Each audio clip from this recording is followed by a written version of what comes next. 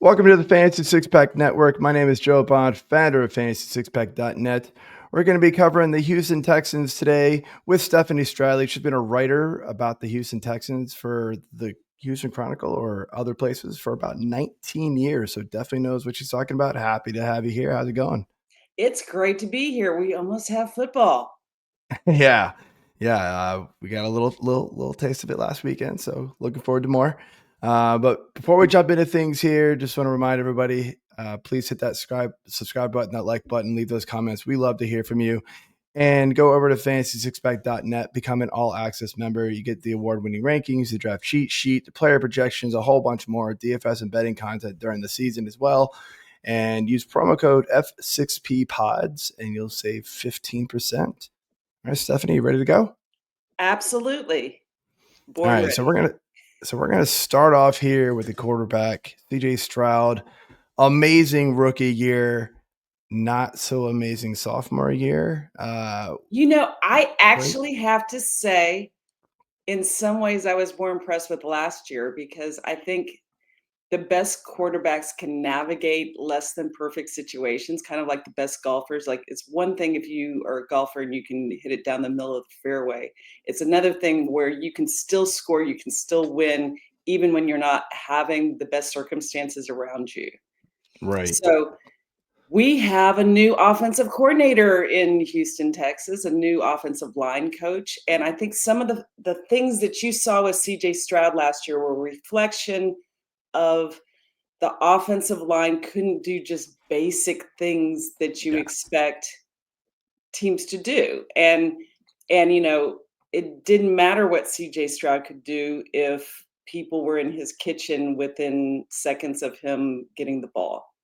And he was still able to get into the playoffs in that set of circumstances because the defense was so good and he made plays when he really needed to make plays. Like last year, with the amount of sacks that he was taking, and there is the point of view that sacks are on the quarterback, but in this particular situation, they weren't. Like he didn't have a lot of control at the line, and they were teams figured out real early on that that offensive line could not handle stunts in games, and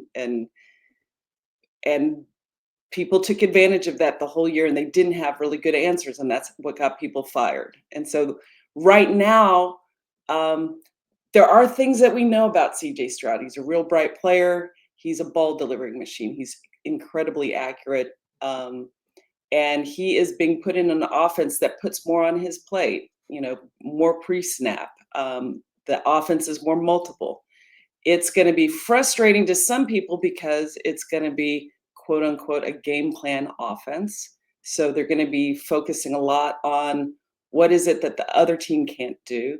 And then the other part of it is um, their defense is going to be good this year. Like that is something that we know for a fact, or as much as we can know about Mhm. anything, that this defense is going to be good. And so when you have a good defense, you may not take all the risks that you would take on offense if you don't need to. Like this defense embarrassed teams last year. Really good quarterbacks. They they embarrassed teams. So CJ Stroud is, you know, I mean, with no offense to the fantasy people out there, the Houston Texans do not care about your fantasy team. They're going to do whatever they can do to win, and it Not might many be do. annoying, to your fantasy choices a particular week, but they do not care. They are going to do what they need to do based on, who's healthy and who's going to go. Yeah, rightfully so. I mean, look, there's not a lot of teams or coaches, maybe the few players that are kind of into it, but most of the part, no. And I totally get that. That's why we're But here it's learning it's even everything we it's can. even beyond that though, because there's some offenses where hey, just the nature Of of that course. offense, they're gonna put up a lot of points. And the nature of that quarterback, they're gonna put up a lot of points. And they need to because their defense isn't very good. Yeah, The exactly. But Texans are very specific in saying we are going like they don't care about the stats. They just want to win and they're gonna do whatever they need to win and to make sure that, like CJ Stroud stays upright through the entirety of the season and hopefully into February.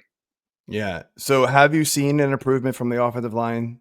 I know Oh, getting rid of Tunsil was kind of a weird move, and you need to improve the offensive line, but they did it well, anyway. I think part of the deal with that is Tunsil. You don't want if your offensive line is having to be the highest paid offensive line to function, you're not going to have money for the rest of your guys. And usually, the teams that spend most of their money on the offensive line are not very good teams. So, like, they knew they have a lot of guys that they're going to need to pay soon. And Tunsil's made it very clear that he wants to be the best paid left tackle in the league. Um, he had some communication issues with some of the other players on the offensive line last year. I think he's a really good player. Do I want to have the highest paid left tackle for the Houston Texans? No, no. I would rather them use their resources in other ways, and they made that same decision. And it's hard to get rid of a player that is a solid player, even if you have issues with some of the penalties he got, for false starts and the like. So, I mean, what the Texans are doing this year is incredibly ambitious. Like in camp right now, they have a rookie that has been playing a lot at left tackle, and that's one thing to do that in camp. It's another thing to do that in games. Yeah. And they have a whole different offensive scheme. They're putting more on CJ Stroud's plate. But the thing I can tell you about the Texans is their last 2 years, they have done ambitious things. Like, you know, for them to be in the playoffs with a rookie quarterback 2 years ago after having one of the worst teams in the league, and then doing it again the next year, that's hard to do. That's very ambitious to do. So their offense this year is ambitious. I like the things that I see in camp. We're going to be seeing a lot very early on from the Texans, and there is a wide variability of what could end up happening because we don't know. Like that's what's Yeah. fun. Like NFL is the most fun reality programming on the planet. That's why we're here. And speaking of things we don't know about, Yeah. Joe Mixon, right? This is availability for week 1 and possibly beyond. We just have no idea right now. How Nope. have you got any insights on this injury? Because it feels like we're being left in the dark. Well, and that is by design. D'Amico Ryan's a former player, went through some pretty serious injuries as a player, is very respectful to player privacy as to the things that they're working through. And, as you know, pretty much all players work through injuries. Like, everybody's going Right. to be injured at some point. And most coaches, not just D'Amico, have the point of view that they're not going to reveal anything about injuries until they're required to by the league. Um, D'Amico Ryans doesn't seem to be that concerned with Joe Mixon. So there have been some reports that suggest that maybe he's not going to be available for week 1. But I will tell you also, he's been very clear about using camp to kind of get young players up to speed because he has the view that rookies should be able to play. I mean, he was defensive, you know, rookie of the year his rookie year. So and he was named captain. Like his nickname was captain in 2006 as a rookie. So he's not afraid of rookies, but he also understands that vets need to get right for the season, and it's not to show off to the rest of us. So Yeah. I don't think he's concerned that Joe Mixon would be ready, for the season, but when in the season, I don't know. He does not care about your fantasy team. I know this is really inconvenient, but I will also say, I think that they're going to want to run the ball. Yeah. No, it makes sense. With a defense like that, absolutely. So sticking in this running back room, you mentioned the rookie Woody Marks, obviously, is who I think you're kind of alluding to. Nick Chubb also came in on the backside of his career, struggled when he returned back from that bad injury for Cleveland last year. Sounded like he was having a pretty rough start to camp. Has that Uh, turned around? I don't think that's a fair view of it. I think Okay. they're being very careful in bringing him up to speed. When he talked to us in very early camp, he was like, "Hey, my numbers look what I want my numbers to be. And any of y'all that know anything about Nick Chubb, he might be the most business-like player I've ever encountered. Like, he is all about the football, all about getting ready. He was looking actually pretty good. I think in one of the practices, he kind of, I, I don't want to speak out of turn, but it may be that they were holding him back because they were concerned about like maybe a head injury. Okay. But he's been back on the field, and for a while there they had the non-contact jersey on him, but um, Okay. the hardest thing about both Joe Mixon and Nick Chubb is those guys aren't going to be available for special teams. So, you know, and the Texans value special teams. So like it really does make some hard choices for them. Um, but like the Nick Chubb I saw at practice, I mean, I actually would like to see him on the field. Like I would All like to right. see that guy. I would like to All right. see what that guy could do, but I don't know, you know, we're running out of days before the beginning of the year. So I don't know, like I have to tell you, I know that this is frustrating, but I have no idea how they're gonna navigate this roster. They have a lot of really good running backs that have different skill sets. They have a lot of wide receivers with different skill sets. And, special teams might be a difference maker for, like, the guys that are kinda on the bubble, but and they have what's remarkable for me as someone who's been covering the league for a while is how much better data that they have now versus what they had back in the day. They all have the tracking data on them, and it's not just straight line speed, it's how they're coming out of cuts and things. And we can see things with our eyes, and they can see things with their eyes, but they can also confirm it with data. And that's the element that as an outsider, we don't have access to that. We might have access to that in games. I'm very interested to see what happens in the next game because some teams really do have people making the roster from the preseason. And I Yeah. think that this is a team that on the offensive side of the ball, we might be seeing that. And just who survives to training camp in one piece. Because, like for example, you probably heard that Brevin Jordan is going to be out for the season. He's one of the tight ends for the Mhm. Texans. Very difficult injury to see on the practice field after he came back from an ACL, and he was clearly upset about it, and other people were as well.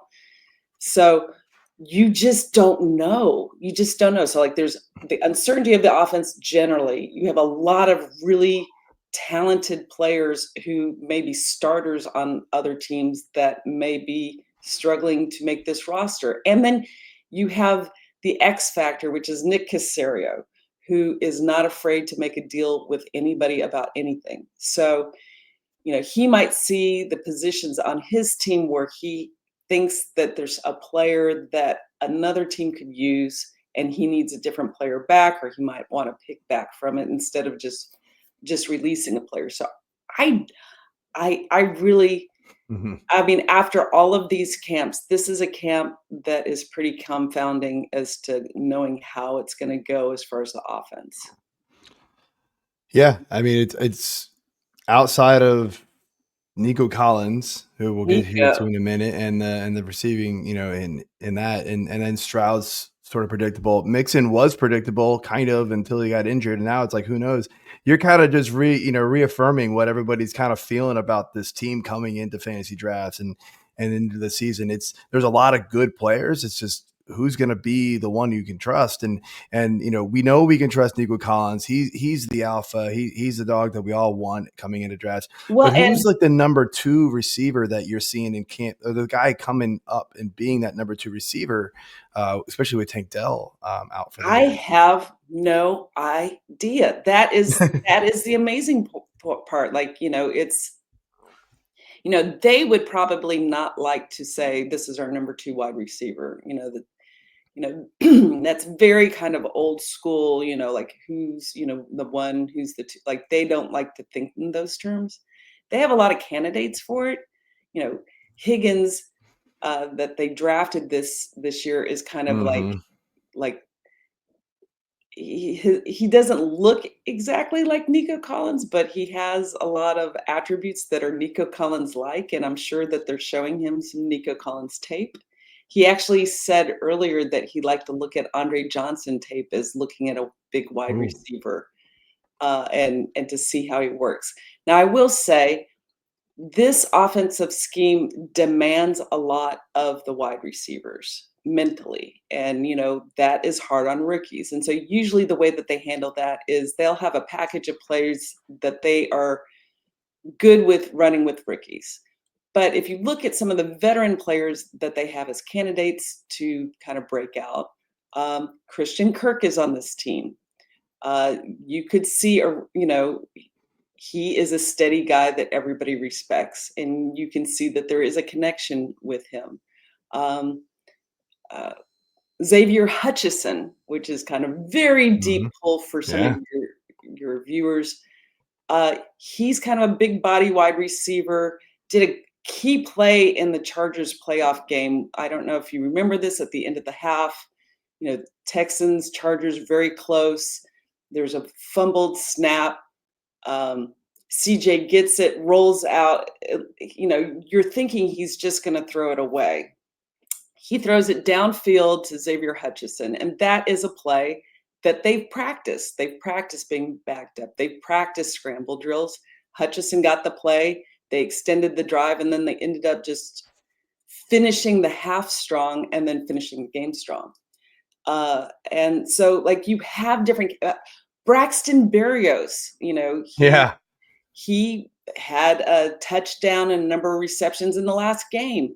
And, he's one of those gamer kind of guys where, he's going to know the playbook as well as anybody knows the playbook. He has been taking a lot of special teams play and looking very comfortable with it.